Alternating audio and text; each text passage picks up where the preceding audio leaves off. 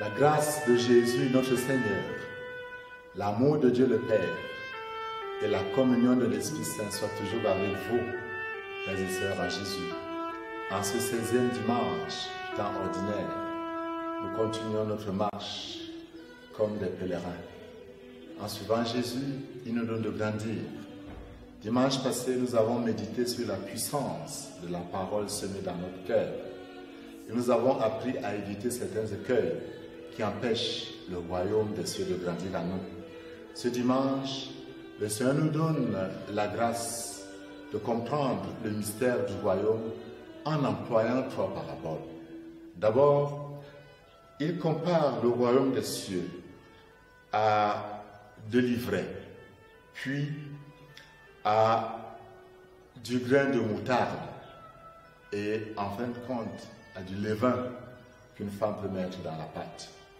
La parabole du royaume des cieux comparée à l'ivraie nous parle de la patience de Dieu qui sait prendre le temps et du tri eschatologique qui aura lieu à la fin des temps. La patience de Dieu est une manifestation de sa miséricorde. Il donne le temps aux pécheurs pour qu'ils se convertissent. Mais à la fin des temps, il y a le jugement. Parce que la miséricorde ne signifie pas la condescendance. Le Seigneur laisse que sur la terre, les bons et les méchants grandissent pour donner la possibilité, comme il le dit lui-même dans le livre du prophète Ézéchiel, ce que j'aime, ce n'est pas la mort du pécheur, mais sa conversion. Il donne donc le temps à l'ivraie de pouvoir, avec le bon exemple et la prière des fidèles, il donne le temps à l'ivraie pour que l'ivraie soit transformée. Nous avons la certitude de la conversion dans notre propre vie et dans la vie de ceux qui sont autour de nous. Chacun de nous, chrétiens, se considère comme cette puissance qui peut amener cette transformation progressive du monde. Voilà pourquoi Jésus emploie une autre parabole, la parabole du grain de moutarde, ou grain de moutarde ou grain de sénévé, dit que c'est la plus petite des graines.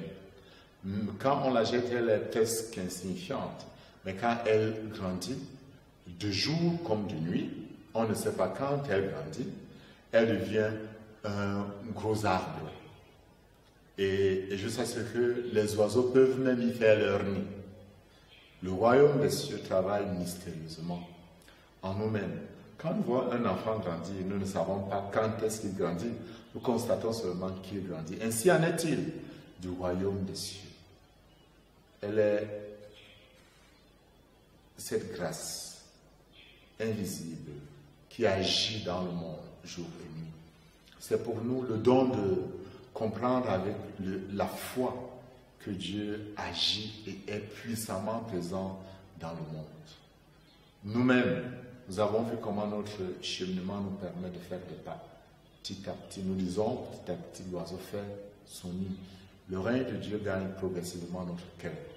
Il gagne progressivement le monde. Soyons habités par la certitude de cette foi et ne nous laissons pas effrayer par ces voies. Mais nous devons travailler pour pouvoir accueillir ces oiseaux qui veulent faire des nids dans nos arbres. Ouvrons nos jardins, ouvrons nos cœurs pour permettre à ceux qui se cherchent. Le pape François dit que les communautés chrétiennes, les paroisses, les associations, les communautés ecclésiales de base doivent être comme des fontaines, comme des sources où le pauvre boit avant de continuer son chemin. Si nos groupes, si nos réalités chrétiennes, nos paroisses peuvent être ces lieux où le pauvre boit, où le royaume de Dieu grandit, alors le Seigneur nous bénira. Mais Jésus emploie une autre image, c'est la parabole du levain qu'une femme prend et mélange avec la pâte. Et ce levain fait lever toute la pâte. Ne se lève pas elle seule.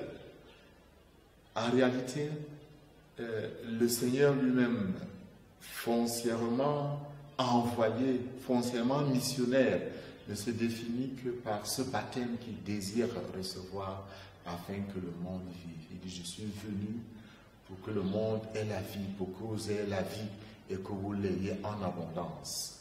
Il est évident que c'est d'abord lui le Seigneur qui est ce levain. La première lecture nous le précise d'ailleurs, si vous l'avez bien suivi. La deuxième lecture, autant pour moi, de la lettre aux Romains au chapitre 8e, versets 26 à 27. Frères, dit Saint Paul, l'Esprit vient au secours de notre faiblesse, car nous ne savons pas prier comme il le faut. L'Esprit lui-même intercède pour nous par des gémissements inexprimables. Et Dieu qui scrute les cœurs connaît les intentions de l'Esprit, puisque c'est selon Dieu que l'Esprit intercède pour les fidèles. Oui, l'Esprit Saint, la présence de Dieu, la certitude de la présence de Dieu agit dans nos cœurs. Il vient en aide à notre faiblesse, il vient en aide à notre incapacité, dans la prière et pas seulement, dans la célébration des sacrements et pas seulement, dans nos relations avec les autres et pas seulement dans notre élan missionnaire. C'est l'Esprit qui est la force, la puissance de Dieu qui agit dans le monde comme ce levain dans la paille. Nous sommes des porteurs de ce don de Dieu. Le Saint-Père, le mercredi avant la Pentecôte, disait aux pèlerins qui étaient à la place Saint-Pierre le mercredi durant l'audience, que l'Esprit est consolateur, il console, il apporte cette douceur. L'Esprit apporte l'espérance. Mais il disait, son rôle n'est pas seulement de nous porter le don de l'espérance de Dieu qui nous donne d'aller de l'avant, mais de nous transformer nous-mêmes en semeurs de l'espérance. Nous-mêmes, nous sommes des levains dans la pâte du monde, des levains dans notre famille, des levains dans nos bureaux, des levains à l'école pour faire lever toute la pâte, afin que le règne de Dieu gagne ce monde. Ces trois paraboles nous enseignent donc aussi bien la patience de Dieu, mais patience qui ne signifie pas condescendance, parce qu'il y aura un tri eschatologique au dernier jour.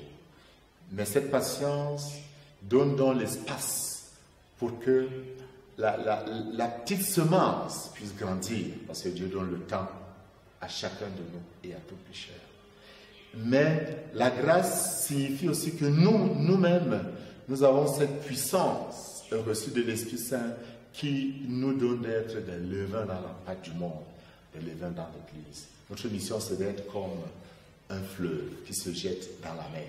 Si le fleuve ne se jette pas dans la mer, il perd son essence. Soyons donc chacun de nous ce fleuve qui se jette dans la mer et fait lever, transforme la mer morte pour que la mer de notre société puisse vivre. Plus de Seigneur, en ce saint jour, nous donner la surabondance du don de son Esprit. Que l'Esprit de Dieu vienne en aide à notre faiblesse, vienne en aide à notre faiblesse, dans notre incapacité de prier, dans notre incapacité de témoigner, dans notre incapacité d'être ce que Dieu veut que nous soyons. Que l'Esprit descende sur nous, que l'Esprit Saint, promis par le Christ, renouvelle son Église et que Dieu, dans sa bonté, vous bénisse au nom du Père et du